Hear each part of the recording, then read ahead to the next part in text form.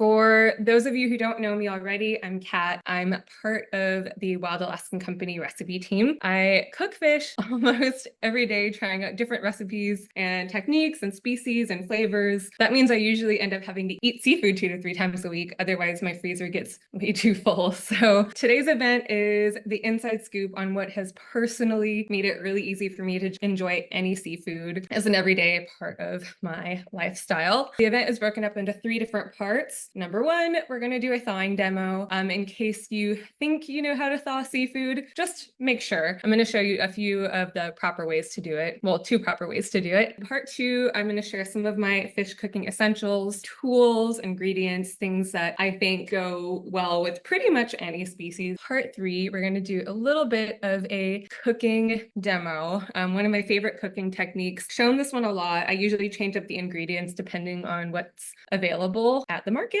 what's available in my kitchen. Now let's get to the fun stuff. Part 1, I'm going to show you the best way to thaw any fish. This is an extra step that's very much worth it. Let's start with the overnight method of defrosting seafood. I'm going to grab a fillet of fish out of the freezer. So I have a pack of coho salmon, and the first thing you want to do when you're thawing something overnight, you'll want to take it out of the pack. And then what you'll want to do is put it on a plate before it melts in my hand. So I'm going to put this into the fridge.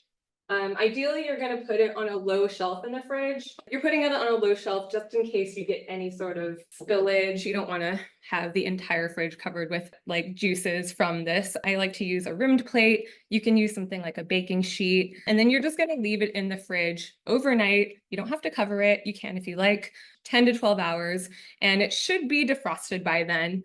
This is a great way to defrost fish if you're not exactly sure when you're going to cook. I know that I'll be cooking salmon tomorrow. Could be lunchtime, could be breakfast, could be dinner.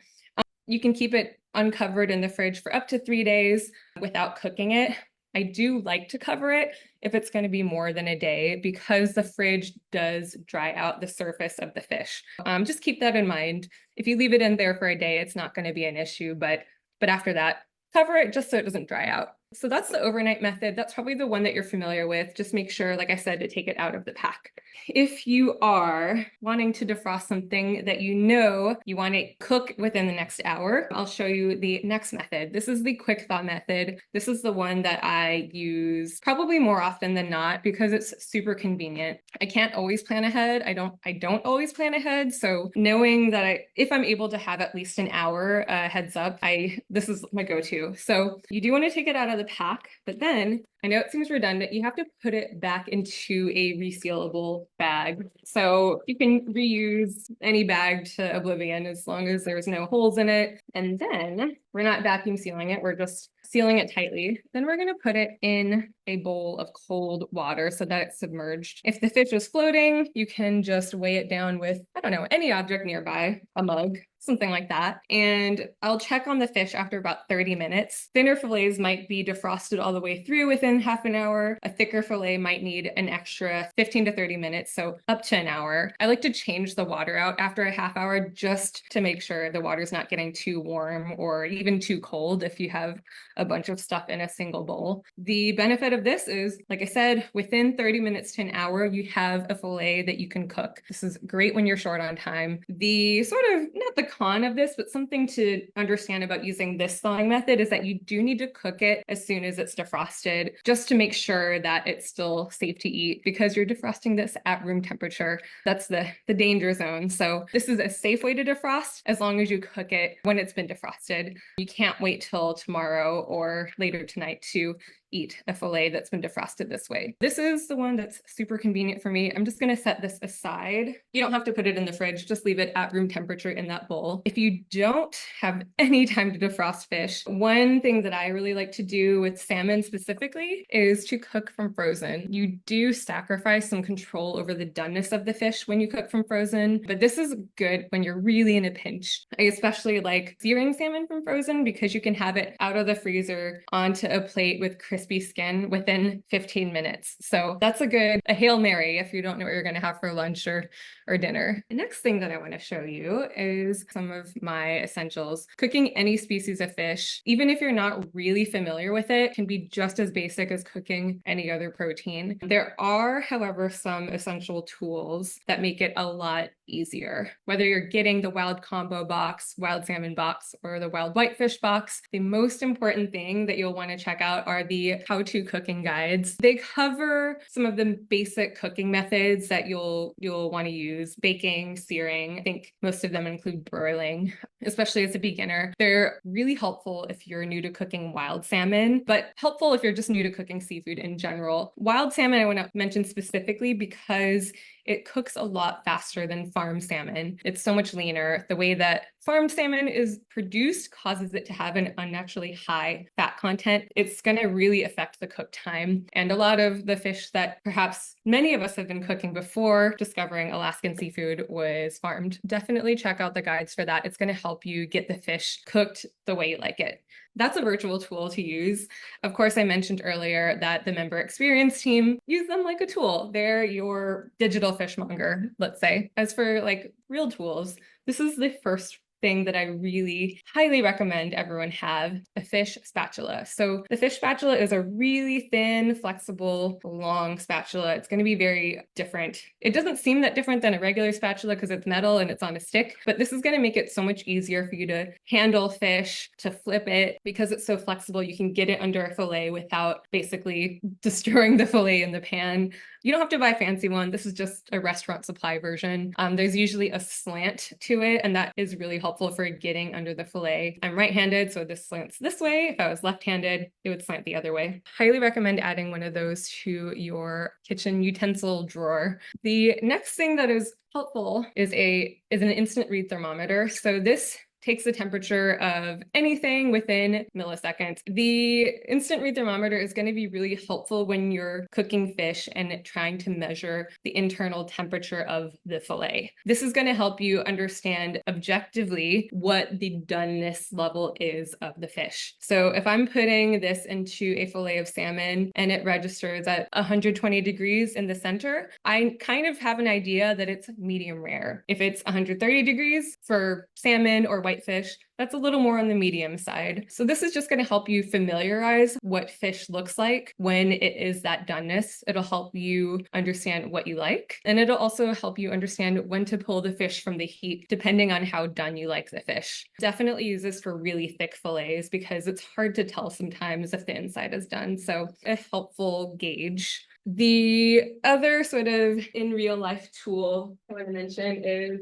parchment paper, not just for lining sheet pans. We all know that that's what parchment paper can be used for, but we're going to use this in the cooking demo later to cook fish and papillote in a pouch. So I'll show you how to do that in a little bit, but I'll set this aside for now. Moving on to some ingredients that have been essential for me in the kitchen. First thing I'll share is breadcrumbs are great with seafood. You can use this as a binding ingredient for when you're making fish cakes. This is good for creating a crust on the fish if you're doing something like almost like a Milanese style breaded fillet of fish. You can also just sprinkle this on top of any fillet as you're baking it, little drizzle of olive oil, and you'll get a really nice golden crust on top of the fish. Instant texture, instant color, like a instant feeling of a complete meal. The next thing I want to mention is miso paste. This is a really good supporting ingredient for marinades, dressings, even something like a compound butter. Compound butter just means butter that's mixed with something. So if you do half miso, half butter, mash it together and put it on fish, delicious. It's a really, really